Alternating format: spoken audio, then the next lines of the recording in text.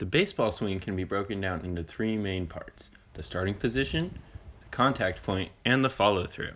The muscles used in the starting position are the trapezius, which helps to stabilize the shoulders during the swing, the posterior deltoid that aids in horizontally abducting the shoulder, the infraspinatus that helps to rotate the humerus and stabilize the shoulder joint, which is a ball and socket joint, the latissimus dorsi, which abducts, extends, and internally rotates the arm throughout the swing, the quadriceps, which are powerful extensors of the knee joint that allow the batter to bend their knees, the external obliques allow rotation of the trunk and spine, and the rhomboid major helps to retract the scapula and pull it towards the vertebral column.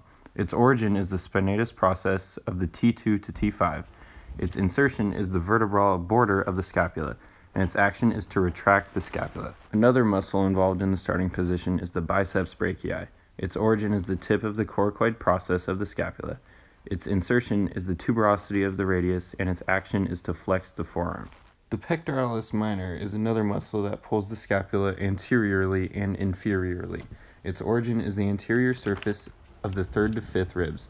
Its insertion is the medial and upper surface of the coracoid process of the scapula. Its action is to elevate the ribs if the scapula is fixed. The last muscle used in the starting position is the teres minor, which is within the rotator cuff and helps with external rotation of the shoulder joint. During the starting position, the head is in a neutral resting position. The shoulders are elevated and the forearms are adducted towards the body. The forearms are bent at the elbow, which is a hinge joint. There's flexion at the knee, which is also a hinge joint. The feet are abducted, and the wrists are in a neutral resting position, and there's flexion of the carpals, which allow the batter to hold the bat. The muscles used during the contact point are the posterior deltoid, teres minor, latissimus dorsi, and the quadriceps. The rectus abdominis flexes the torso and spine in the abdominal region, the gluteus maximus, which is responsible for rotating the hip, the soleus, which helps with standing, extensor carpi ulnaris extends and adducts the carpals and wrist from anatomical position. The flexor carpi ulnaris acts to flex and adduct the hand. The external oblique's origin is the anterior angles of the lower 8 ribs. Its insertion is the tuberosity of the radius, and its action is to support the abdominal wall. Another muscle is the tricep.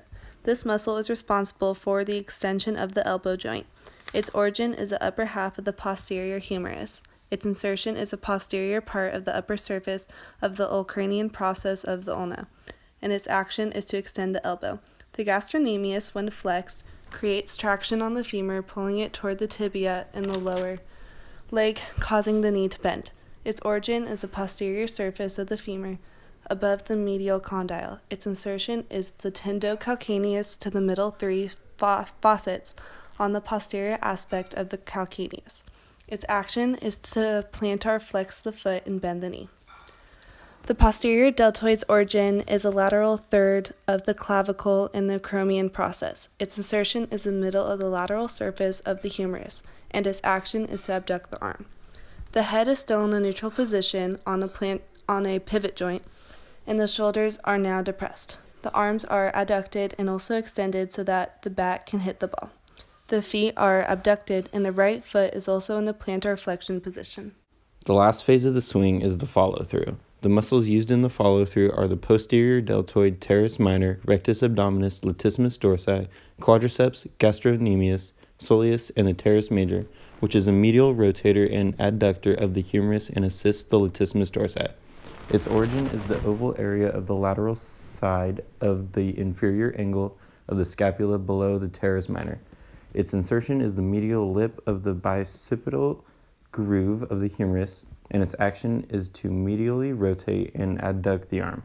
During the follow-through, the head is still in a neutral position and the shoulders are elevated. There is flexion of the carpals to grip the bat.